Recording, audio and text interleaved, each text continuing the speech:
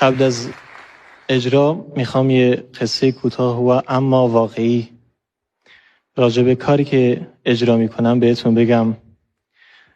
اگه به 34 سال قبل برگردیم شاهد یه فاجعه بزرگ تاریخی میشیم به اسم انفال و زنده به گور کردن 180,000 نفر کرد.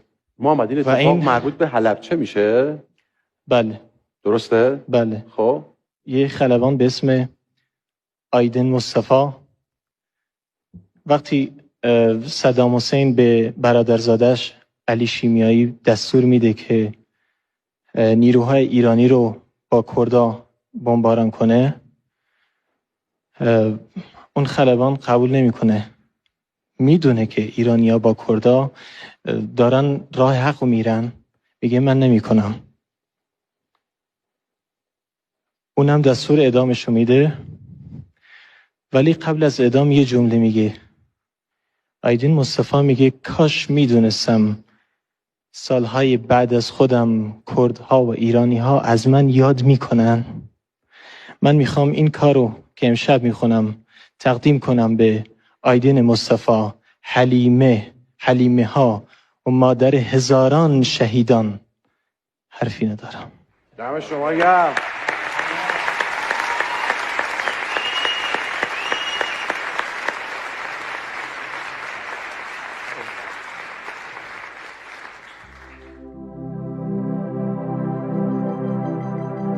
Niştimanem bir takam, niştimanem bir germiyan köstan takam, niştimanem rojek niya min lera wa ya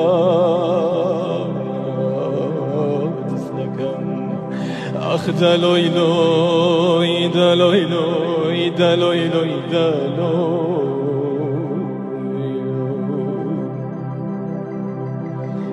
خوزگابون ببارانک داباریم ایوارانک بز ببز خاکم ما چکرد آسین غریبیم دردکر خوزگاوکو تیشکی حتا بیانیانک اگشت منات ڕێگە و دۆڵ و شاخم دەبڕی فرمێسکی غەریبیم دەسڕی من ڕۆڵەی تۆم نیشتمانم من کورد و تۆی کوردستانم ئەخ دەلۆی لۆی دەلۆی لۆی دەلۆی لۆی دەلۆی لۆی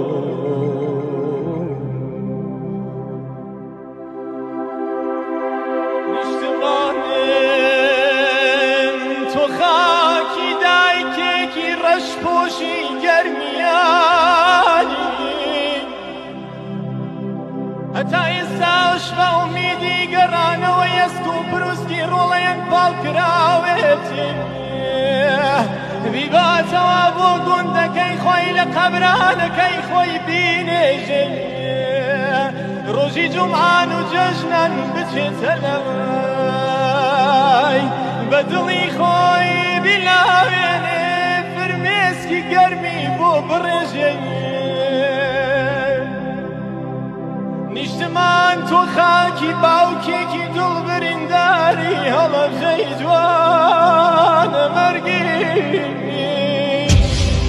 ماڵ و منداڵ هەموو ڕۆیشتن سوتا جەرگی فەلەک وڵات بریندارە هەتا کەی بێدەنگی لە ئەسی مافی گەلیمێ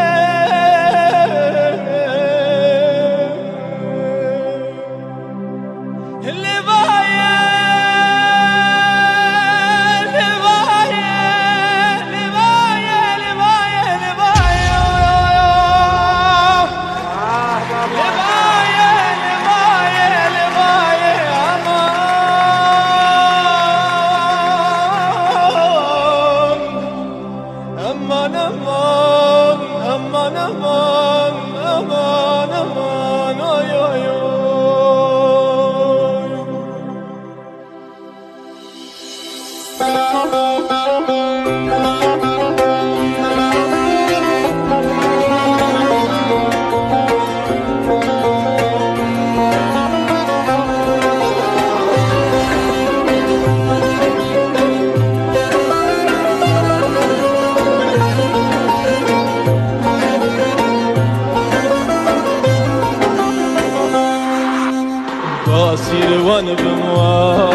گن نخم سارم که باسیر وان بموا گن نخم سارم که تکل و بالا گن نزارم که